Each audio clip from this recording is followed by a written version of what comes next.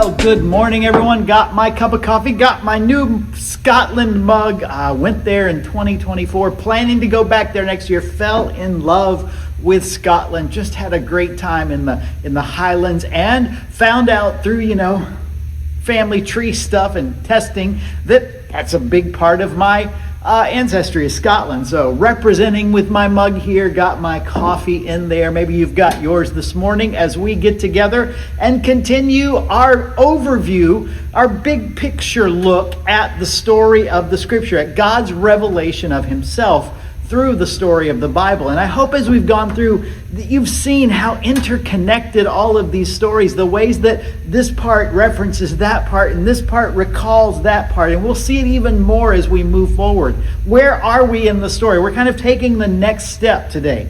We've got the story of the Exodus, story of creation, the beginning of Genesis, the story of Abram, the people of God, the children of Israel, the story of the Exodus from Egypt, through the wilderness wanderings, the giving of the law, Israel's entrance into the promised land under Joshua, and then the Judges, kind of that chaotic period of time. And one of the things that we saw in Judges toward the end, it might even have been the last verse of all of Judges, is there was no king in Israel. Everybody did what was right in their own eyes. And what we see under the next section of the history of Israel is the establishment of the monarchy. But before we get to that, I think this part we're going to look at today is vitally important, because before there was a king, some people say he's the last of the judges, but he's called a prophet. His name is Samuel. He becomes the leader of Israel out of the period of the judges. And 1st and 2nd Samuel, 1st and 2nd Kings begin to tell the story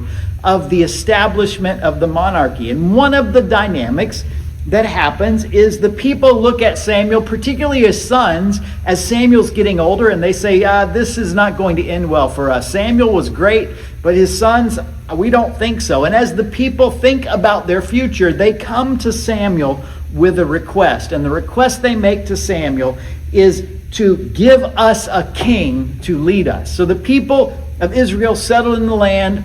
What they're doing is they're looking around, and every other nation around them has a king. And in fact, their ultimate request to Samuel is, we want a king over us. Then we will be like all the other nations, with a king to lead us and to go out before us and to fight our battles. And Samuel gets a little hurt. He's a little frustrated by this, because he feels like his leadership is being called into question. And so naturally, as a prophet of God, he goes to God and he lays all this out. The people want a king, and God says, give them a king.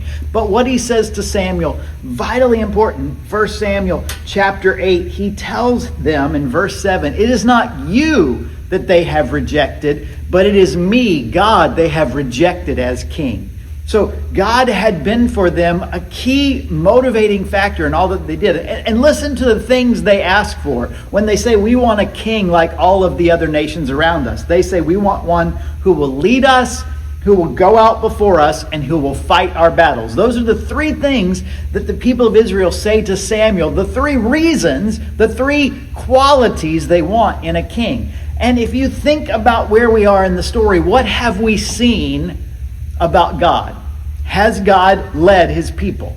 And the answer is obvious. The whole story up to this point has been about God's leading his people. They were slaves in Egypt, but God sends Moses, and through Moses provides the redemption and the deliverance from Egypt, these series of plagues that God places upon the people. And they come out of Egypt and they go into the wilderness, and for 40 years wandering in the wilderness, who is leading them? God. And when they take over the promised land, who is leading them? God. Yes, there was a human leader, Moses. There was a human leader, Joshua. But even the go out before us, we see that tangibly, that the people of Israel, when they built the tabernacle and God's presence dwelt, and even before this, that God would go before them as a pillar of cloud by day and a pillar of fire by night. And when the cloud stopped, they would stop. And when the cloud moved, they would move. God literally led them and went out before them everywhere they went. And God also fought their battles. There are stories of the conquest of the promised land, and even the first battle, Jericho. Not exactly the military might of Israel that won the battle. It's an odd way to win the battle, to march and to yell and a wall falls down. That's not military strategy. That's not Joshua or Israel being full of mighty men. It's God fighting the battle for them. And even there's one point they go into a battle, and it says that the people, as they're fighting, the enemy runs from them, and God sends a hailstorm. And it specifically says in Joshua, more people died in the hailstorm than the army of Israel killed in the battle. So who won that battle? Was it army of Israel? Was it God? God had been doing all of these things for Israel. He had been leading them. He had been going out before them. He had been fighting their battles. He had brought them to this very point, and they look around and go, that's not enough. We want something else. We look around and we say, we want to be like all the other nations. They have a king. And they look around and they think, we want something tangible. Yes, Moses, Joshua, others, the judges, and now Samuel had been tangible human leaders. But ultimately, all of them knew that God was the real mover and shaker in the plans and in the progress of Israel. But the people, they want something more. They want, and by the way, this is a temptation that we all fight. This is a temptation that affects us, that God is king, that God is Lord, that God is ruler. And there are times when we are not secure or content in his leadership and his rulership. We want something else. And sometimes it's because we want something visible. We want something tangible. When we think about our security, when we think about our contentment, we want something that we can see, touch, taste, and feel. Maybe we see it when we look in our bank account, or we see it by our financial position, or we see it by our employment stability, our career path. Maybe we see it by the relationships we have, the safety and security of family and extended family. And all of those things become for us the thing that makes us content and secure. By the way, that's one of the things that ultimately the king is supposed to do, to make them content and secure. That when we have a king, we'll know, finally we can relax. And the other dynamic is because they looked around and they wanted to be just like everybody else. I know that's never affected us. We've never thought, if I just had what that person had. Maybe you have a neighbor that gets a new car and you go, wow, that's a nice car. I got an old car. I wish I could have a new car.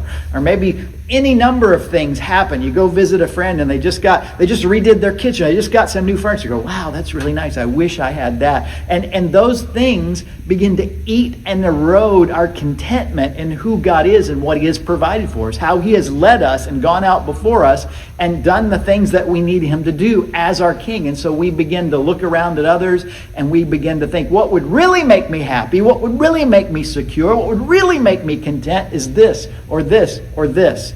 And ultimately it erodes our confidence in God. Israel came to the point. Now we don't ever say, God, we want a new king. We don't make that claim like Israel did, but we do it subconsciously, implicitly, every time we look to something besides God as the source of our hope, our security, our contentment. And what we forget is that God has acted in history to provide for us in every way, that he has met every need we have, that all of his promises are yes and amen in Jesus Christ, that we have been blessed with every spiritual blessing in Jesus Christ, that God demonstrates, he shows his love for us in this, that while we were yet sinners, Christ died for us, that he sent his son to do for us what we could not do for ourselves, to provide the ultimate source of security and contentment that comes through the forgiveness of sin and the restoration of a right relationship with God. And there are times in our life when that means everything. But if we're not careful, we begin to look around and say, ooh, that or that or that or this or that. That might be something that would add and make me more secure and more content, instead of finding in God our ultimate security and contentment. That's what Paul said. He says, godliness with contentment is great gain. And he says that in the context of, I've had a lot and I've had nothing.